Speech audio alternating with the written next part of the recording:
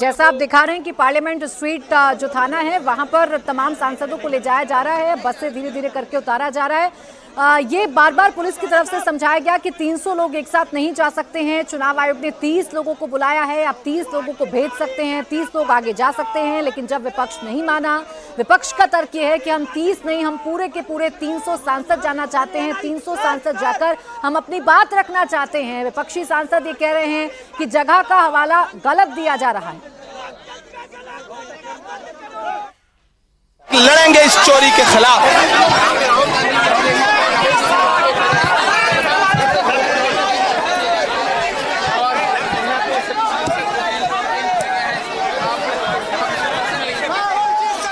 तो वोट चोरी के खिलाफ संघर्ष लगातार जारी रहेगा। विपक्ष नारेबाजी कर रहा है, विपक्ष के तमाम बड़े बड़े नेताओं को हिरासत में ले लिया गया है, डिटेन कर लिया गया है।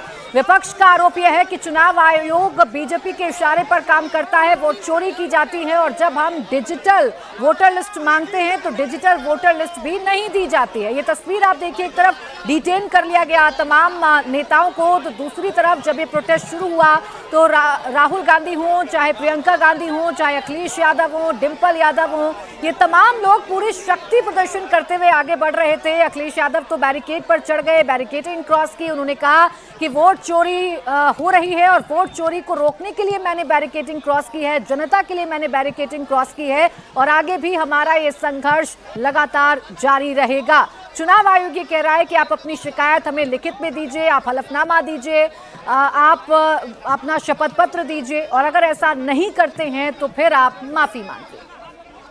बातचीत जो अपनी रखने की कोशिश विपक्ष ने की, लेकिन सरकार की तरफ से या इलेक्शन कमीशन की तरफ से जो बातें आ रही है, इलेक्शन कमीशन ने कहा 30 लोगों को परमिशन दी, तो क्या दिक्कत थी 30 लोग जाकर? नहीं, क्यों कटनी छटनी हो रही है? Who is election commission to decide? ये जो भी प्रतिनिधि आज प्रोटेस्ट कर रहे थे सब जनता से चुन कर आए हैं, उन जनता के वोट से लेकर आए जिन पे आप क्षति पहुंचाने का काम करे हो। क्यों हम एक साथ होकर नहीं आपसे मिल सकते हैं? क्यों आप पिक एंड चूज कर रहे हैं? तो यही हमारा विरोध है कि आप पहले परमिशन नहीं देते हैं, फिर परमिशन देते हैं तो 30 लोगों की देते हैं, फिर कहते हैं एफिडेविट लाओ, फिर कहोगे कुछ लाओ, फिर कुछ लाओ, पर जवाब जनता को देंगे नहीं।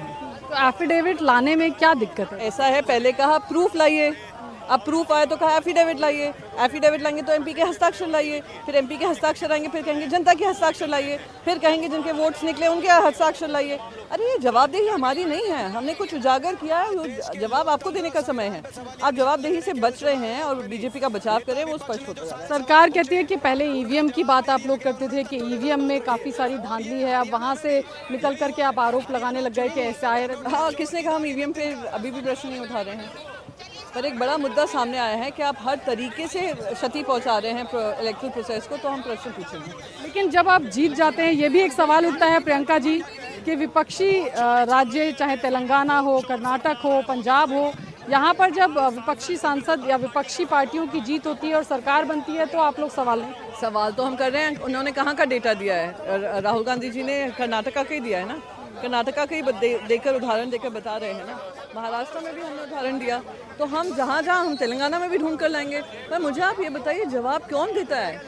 क्या इलेक्शन कमीशन बता सकता है क्यों इतने डुप्लीकेशन हो रहे हैं? क्यों एड्रेस? विपक्षी जहाँ पर सरकारें हैं वहाँ पर भी धांधली का क्योंकि प्रशासन है। बिल्कुल करेंगे, बिल्कुल करेंगे। तो लगता है गुंजाइश है जब प्रशासन पूरा उस विपक्षी गुंजाइश की बात मत करिए, सवाल ये करिए कि आपके अधिकारों को दिन ब दिन हटाया जा रहा है। विपक्ष में सीबीआई, ईडी, आईटी लगाते थे।